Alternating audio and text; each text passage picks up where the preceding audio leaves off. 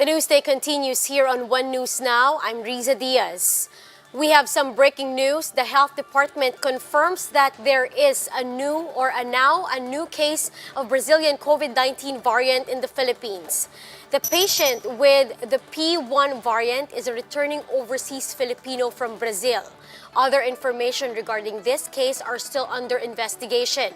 Now, aside from this, the DOH also recorded 59 more cases of the UK variant and 32 new cases of the South African variant.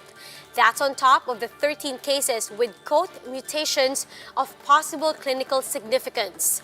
The DOH strongly urges all local government units to facilitate and implement necessary interventions to mitigate the continued surge in cases. A new COVID-19 strain was discovered in Japan from a traveler from the Philippines. This is a new B1128 SARS-CoV-2 strain with E484K and N501Y mutations. In a statement, Japan's National Institute of Infectious Disease said the sample was collected on February 25 last year. They added that this new variant may have increased transmissibility. The NIID also said that the potential public health impact from this variant will be considered to be equivalent to other variants of concern, as all these share the same mutations of concern. The agency added that the Philippine Health Department has logged 34 cases with said mutations as of March 2, 2021.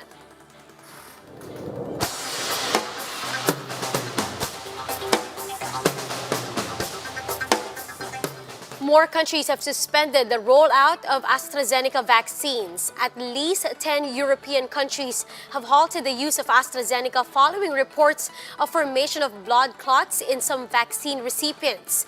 Despite this, the European Medicines Agency insists that the vaccine's benefits outweigh the risk and vaccination could continue while the investigation is ongoing. Following the suspension of EU countries, the Democratic Republic of Congo has delayed the rollout of jabs. This comes after Congo received 1.7 million doses of Oxford vaccines from the COVAX facility for its vaccination program. Thailand also delays the rollout of AstraZeneca vaccines due to the reported adverse effects. The Thai Prime Minister and the cabinet members were supposed to receive the shot, but the country's health ministry advised to momentarily halt the use of AstraZeneca.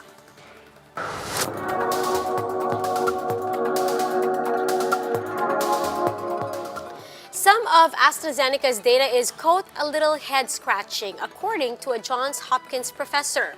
He also supports the decision of some countries to pause the rollout of the British jabs. More of this on Bloomberg Television. Let's listen in. When you look at AstraZeneca and all of the media out there, a lot of also countries saying that actually for the moment they've suspended using the vaccine. Why are they getting such a bad reputation? Yeah, some of the data coming from the AstraZeneca it's a little head scratching. Certainly, I think from a positive standpoint, it shows that vaccine safety is still a high priority across many countries, and monitoring for these kind of adverse effects is still very much on people's minds and governments' minds. So a pause to make sure that some of these adverse events are not associated with the vaccine or are associated with vaccine is good, especially in a time when we know vaccine supply is the problem and countries are really working towards getting more vaccines. So I think this is a pause. I think we'll probably see in a week or two the vaccination campaign come back into place. But again, I would view this as a good thing. We're monitoring vaccine safety. We're not just rolling out the vaccine haphazardly. We're really paying attention to what's going on in the population and looking for these adverse effects that may only come out when we're vaccinating millions of people. Is it too soon to tell the people that have been inoculated what they can do? What does the CDC guidelines actually tell us? Can people, go back to work easier? Can they travel? What's your take overall on this? Yeah, I think we'll see over the next few weeks a gradual rolling out of additional guidelines for people who are vaccinated. At least here in the U.S. and in many countries, the vaccination campaign has really been limited to people who are in high-risk groups, healthcare workers, the elderly, people with pre-existing medical conditions. So the guidance from the CDC is really focused on some of those populations and what they can do. As we roll into the mass vaccination campaign, we're going to start to see more and more information on what regular people can do, going back to work, being able to congregate. I think President Biden mentioned a few things that are very important in terms of, goals for sort of early summer, midsummer, as a time when we really are going to start to see changes in how we act on a population-wide basis. Meanwhile, Brazil has given its final approval for Astrazeneca vaccine, which the country previously tagged for emergency use only. This after the country suffered a severe surge in COVID-19 cases and record deaths. Brazil also eyes domestic manufacture of the vaccine in its bid to accelerate vaccinations. According to Reuters, only less than 4% of Brazilians have been vaccinated so far. Now, the World Health Organization approves the emergency listing of Johnson & Johnson's COVID-19 vaccine. This is the fourth vaccine to receive WHO backing and the first in single-shot dose. WHO Chief Tedros Ghebreyesus hopes that the approval of J&J shots will help narrow vaccine inequalities. COVAX already has a deal with the company for more than 500 million doses of the vaccine and expects these to arrive by July. For a vaccine to be procured. Today, WHO gave emergency use listing to Johnson & Johnson's COVID-19 vaccine, making it the fourth vaccine to receive WHO's approval. As you know, the J&J vaccine is the first to be listed as a single-dose regime. The COVAX facility has booked 500 million doses of the J&J vaccine, and we look forward to receiving them as soon as possible. The National Union of People's Lawyers slams the PNP for requesting the list of lawyers who presented or represented, quote, communist terrorist group personalities. This after the PNP sent a letter to a regional trial court in Calbayog, Samar, requesting them to release a list of lawyers who represent alleged CTG personalities.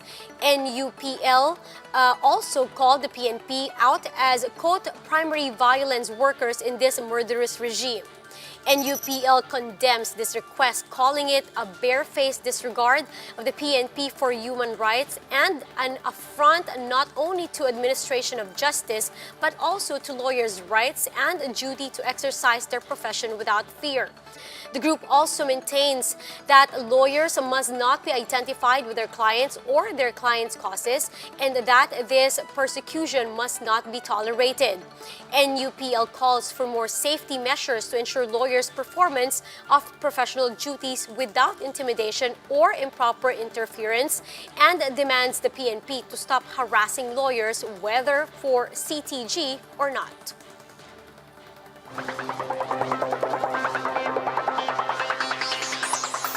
Legendary athletes Robert JAWORSKI of basketball and Eric BUHAIN of swimming led the fourth batch of enshrinees in the Philippine Sports Hall of Fame.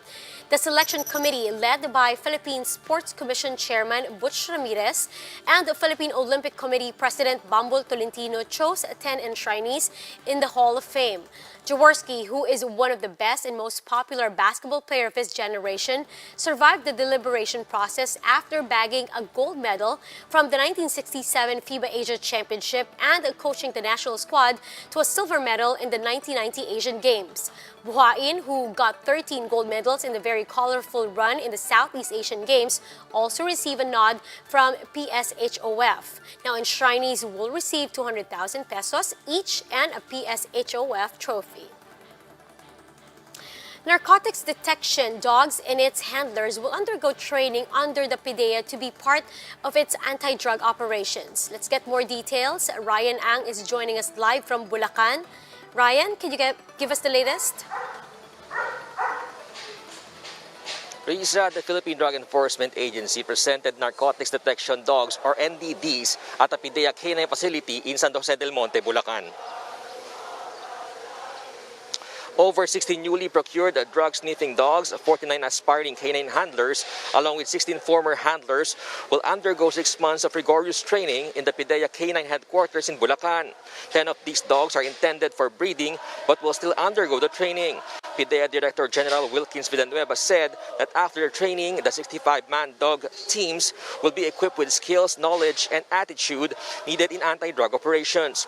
Among these are non-intrusive inspection for border security, sweeping searches on baggage, cargoes, and parcels, event monitoring, and in-search and seizure operations in jails and custodial facilities.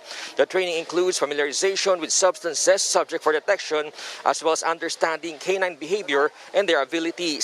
The 3 canine dogs showcased their skills in finding narcotics in luggages and tubes in a limited time during the event.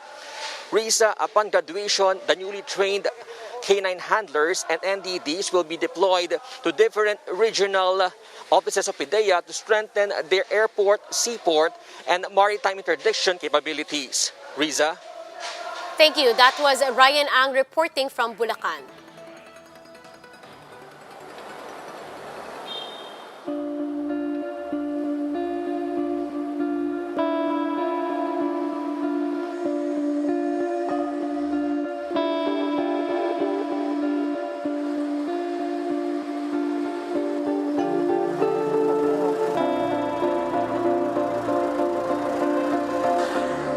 Months in quarantine. 12 months of battling the coronavirus. 12 months of living in a new normal. This March 14, One News brings together the people who helped shape the way we live in the year of pandemic. How have we managed? What we may have missed? Where are we headed? Some of the country's leading voices in the scientific and business communities face the nation as the Philippines balances public health and economy. Kumusta na ba tayo? A town hall in the time of pandemic. Moderated by Robbie Alampay and Cheryl Cosim. Join us live March 14, Sunday. We are One News.